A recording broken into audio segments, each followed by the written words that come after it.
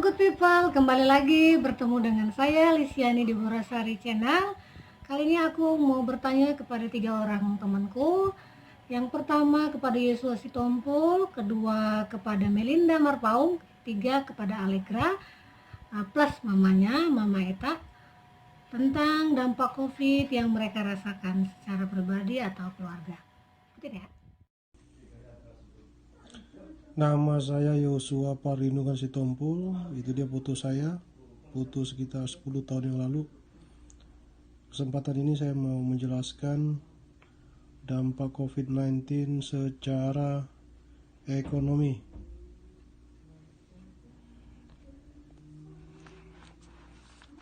Banyak kartu tapi pada kosong semua ya. Dan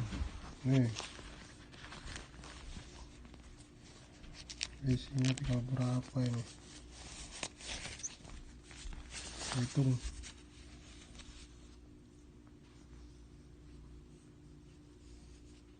Tuh 2, 3, 4, 57.000 nih.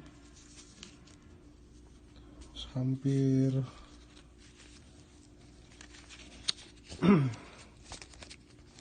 3 bulan tidak bekerja. Yang pasti pilu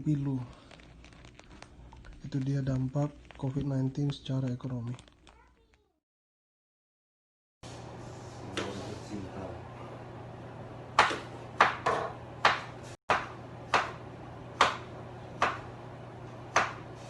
Papayanya masukin nggak yang terakhir? Bang, sudah cukup bang? Enggak. Pasti sisa nanti.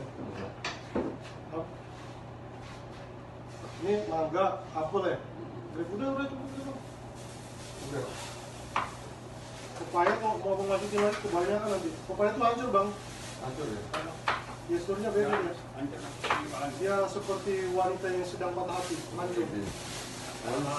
Hancur hatiku. Ini langsung ditaruh nih. Ditaruh kan bang. Ya habis ini aja masih. Tinggal abang cicip nanti. Kurang apa? Cuma gini doang kan? Dimasukin.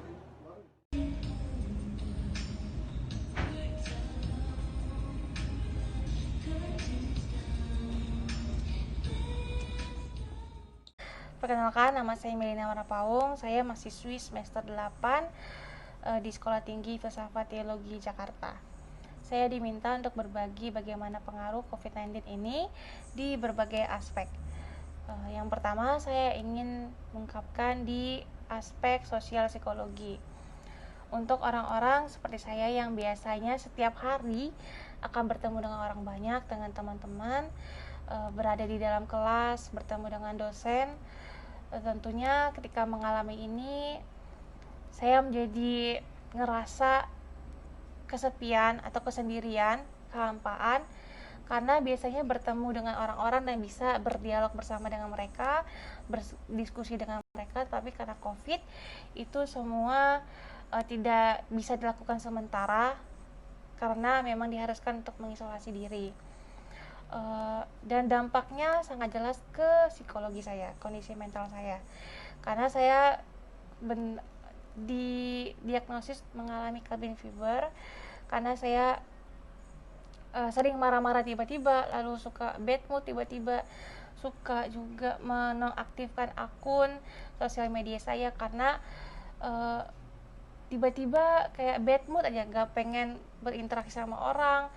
Lalu juga saya juga merasa bingung mau ngapain, sehingga saya harus mencari berbagai alternatif pada akhirnya untuk mengisi hari. Dan kebingungan ini berdampak juga bagaimana saya menjalani hari-hari saya ke depan. Saya bingung ngapain, ke depannya saya harus ngapain ya. Tujuan saya jadi ikut dibingungkan, saya jadi ambigu apa yang harus saya lakukan, karena setiap pelayanan yang akan saya jalani itu ikut terhambat pelaksanaannya. Lalu yang terakhir untuk kesehatan, untuk kondisi medis, saya memang mempunyai latar belakang catatan medis, rekaman medis yang memang mengharuskan saya untuk terapi 2 minggu sekali ke rumah sakit. Tapi karena COVID ini semuanya memang harus lagi-lagi ditunda karena kekhawatiran saya, kekhawatiran keluarga saya juga. Sehingga misalnya kalau saya pergi ke rumah sakit, saya mungkin dalam perjalanan dan terapi tersebut dapat terpapar virus corona ini. Sehingga untuk menjaga diri saya agar terhindari dari virus tersebut, saya memang harus diam di rumah dan saya harus mencari alternatif lain, misalnya yoga, untuk meringankan sakit yang saya alami. Itu aja mungkin yang bisa saya bagikan. Terima kasih. Tetap jaga diri dan terjaga kesehatan. Dulu aku bebas main di luar. Sekarang aku hanya bermain di dalam rumah. Dulu ke sekolah tidak perlu cemas, bermain dan belajar dengan teman-teman. Sekarang belajar pun harus di rumah. Aku rindu bermain di luar. Aku rindu bermain dan belajar di sekolah dengan teman-teman. Aku berdoa semoga virus corona tidak ada. Aku berdoa